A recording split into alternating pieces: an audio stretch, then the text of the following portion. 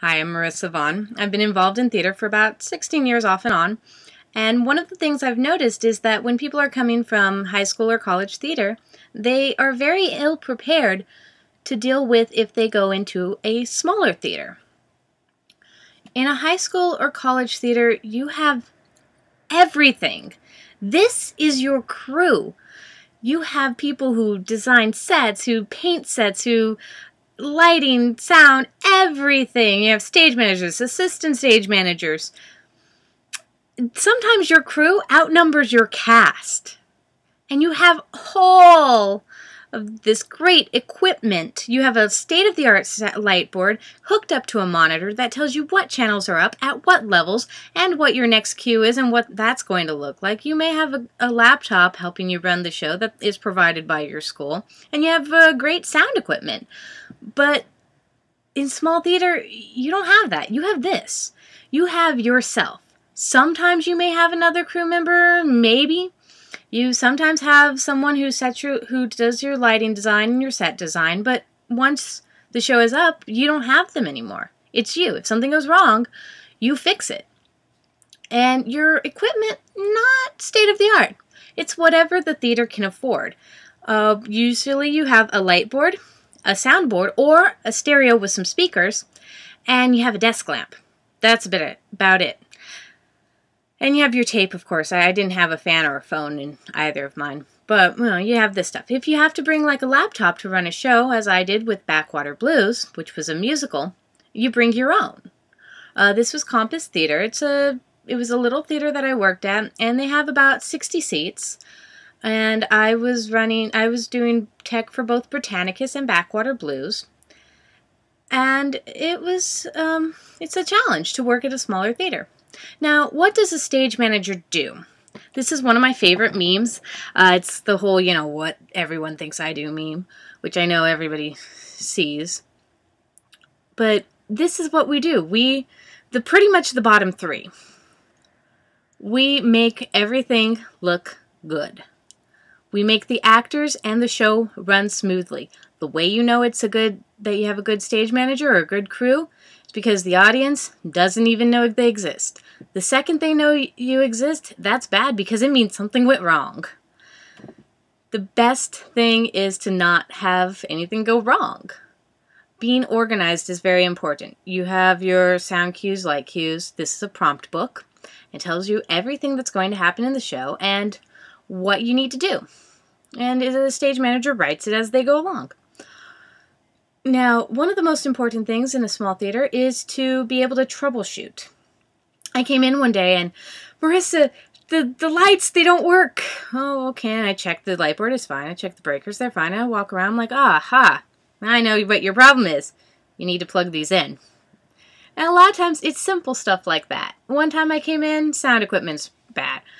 Oh, did you turn it on? I turned it on. You have to be able to improvise. These are lighting gels. One time I came in and all my lighting was gone. All my lighting gels had been gone because I was running concurrently with another show. And I had to go and search for lighting gels that were relatively close to what I needed or that I could make work. Communication is very important.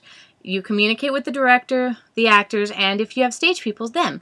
When the show is up, the show is yours and the actors, and you have to be able to communicate anything that's going on. One time I didn't have, I couldn't use a headset because I was too close to the audience, so I used my phone to communicate with people backstage. This is going to be your best friend, coffee, because you will sometimes be at the theater till 4 a.m. Even if you're not at the theater, you're probably going through your book and making sure everything's running fine. You're fixing things the entire time you're at the theater. Your next best friend is going to be gaff tape or duct tape because things are going to go wrong during shows and you have to be able to do a very quick fix. Sometimes it'll happen right before a show and you just have to fix it and get it to work until the end and then you can fix it for real. But these are your best friends. Coffee, gaff tape. If you can, get a mentor. I was very fortunate. My mentor was John Harris. He recently died this year. But he taught me so much. My only wish is that I could have known him longer. He taught me quite a bit about how you should be treated.